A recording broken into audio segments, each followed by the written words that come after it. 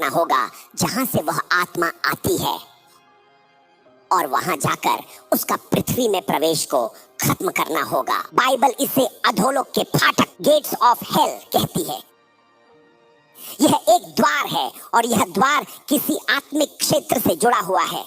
यह एक प्रवेश का स्रोत है।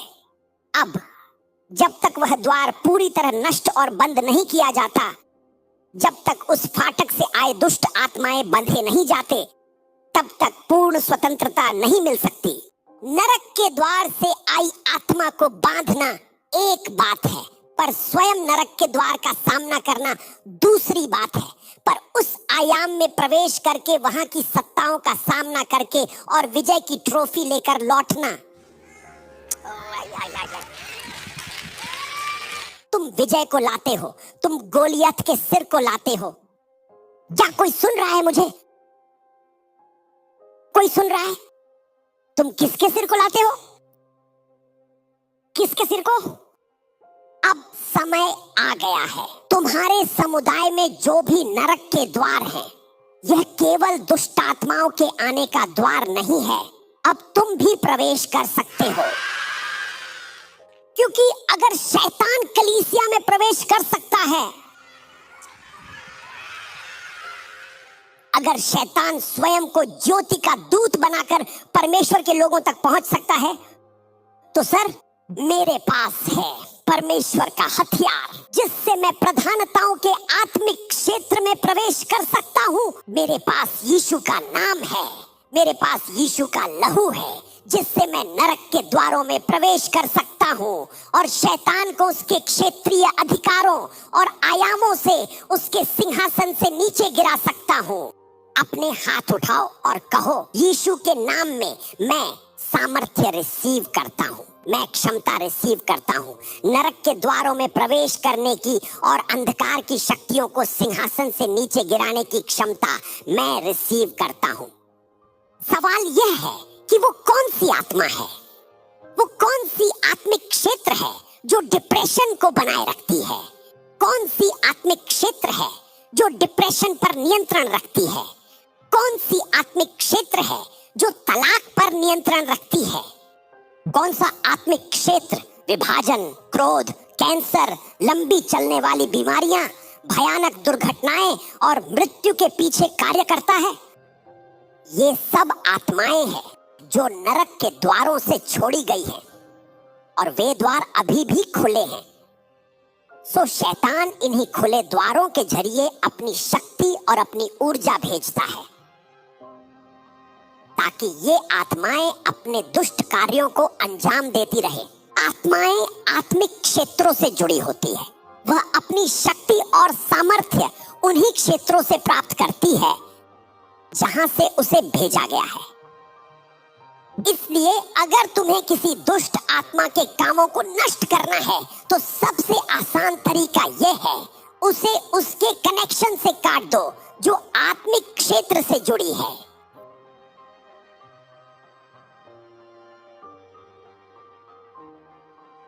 अगर मैं नरक के उस द्वार को पहचान लूं जिसके माध्यम से दुष्ट आत्माएं बार बार छोड़ी जा रही हैं, जो किसी राष्ट्र में कैंसर जैसी बीमारी बनाए रखती हैं, और अगर मैं आत्मा में उस नरक के द्वार के विरुद्ध युद्ध कर सकूं और मैं उस युद्ध में विजयी हो जाऊं और उस नरक के द्वार को बंद कर दूं और नरक के गेट कीपर्स का सामना करूं और उनकी जगह स्वर्ग के दूतों को नियुक्त कर दूं, क्योंकि हम टेरिटोरियल टेकर्स हैं, हम क्षेत्रों पर अधिकार करने वाले हैं। क्या कोई मुझे सुन रहा है? नरक के द्वारों से ऐसी दुष्ट आत्माएं भेजी गई हैं जो मनुष्यों को कैंसर जैसी बीमारियों से संक्रमित करती हैं।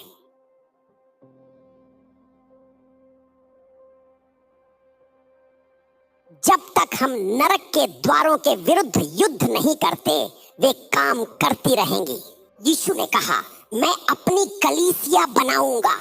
इसका अर्थ है जब हम आत्मा में बढ़ते हैं तो हम नरक के द्वारों के विरुद्ध बढ़ते हैं। जब हम आत्मिक रूप से आगे बढ़ते हैं तो हम नरक के द्वारों के विरुद्ध आगे बढ़ते हैं। जब हम नरक के द्वारों को पहचान लेते हैं तब हम पृथ्वी पर दुष्ट आत्माओं की योजना और अधिकार को नष्ट करना शुरू करते हैं। मैं उन दुष्ट आत्माओं से नहीं लड़ता जो पहले से भेजी जा चुकी हैं, मैं उनके द्वारों को खोजता हूं।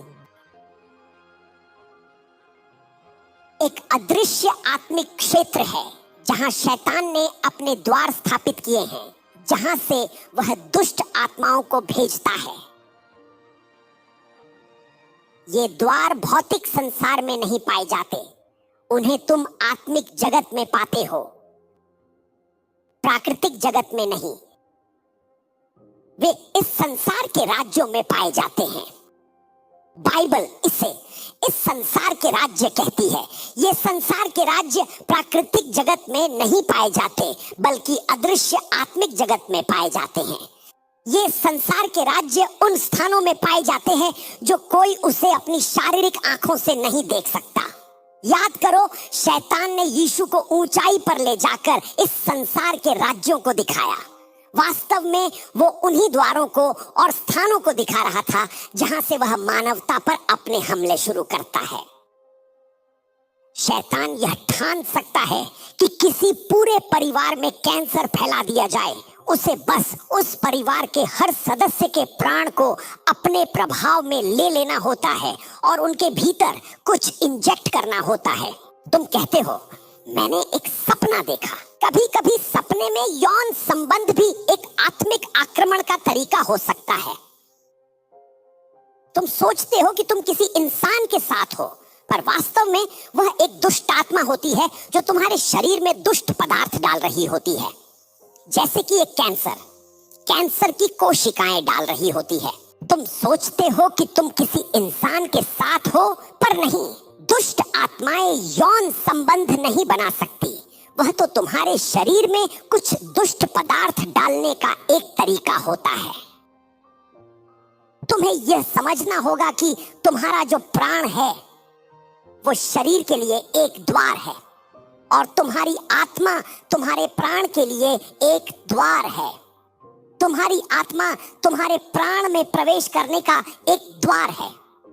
इसलिए जब तुम्हारा प्राण आत्मिक जगत में कैप्चर की जाती है तो शत्रु तुम्हारे प्राण के माध्यम से तुम्हारे शरीर में कुछ दुष्ट पदार्थ डाल सकता है।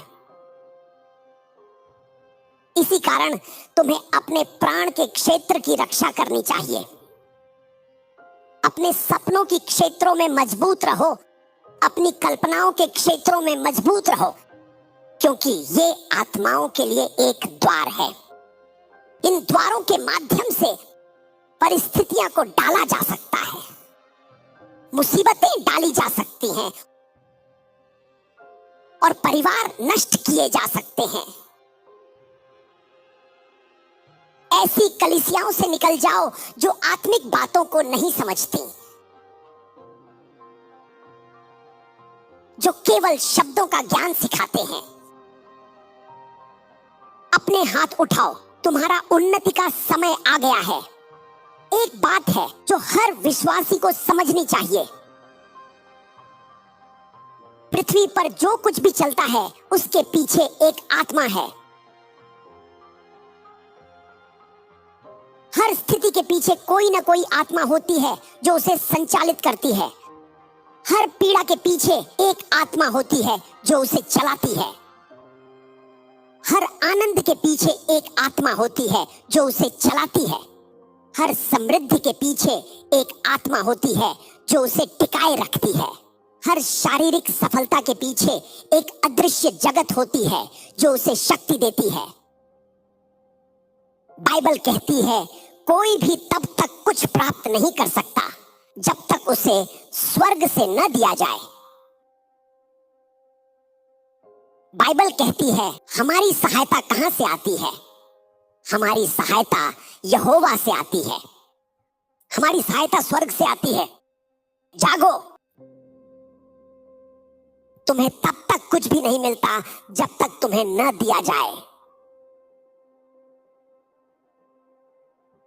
या तो शैतान तुम्हें देता है तुम्हारे प्राण के बदले, या तो व्यभिचार के द्वारा मिलती है या फिर पवित्रता के द्वारा, या तो तुम इसे अपने परिश्रम से प्राप्त करते हो या किसी और मार्ग से। तुम्हें यह जानना होगा कि प्राकृतिक क्षेत्र में तुम्हें जो मिलता है उसके लिए भी आत्मिक सिद्धांत होते हैं। अपने हाथ उठाओ, शक्ति तुम्हें दी जा चुकी है। तुम आत्मिक क्षेत्रों में प्रवेश कर उन्हें नियंत्रित करोगे, यीशु मसीह के नाम में।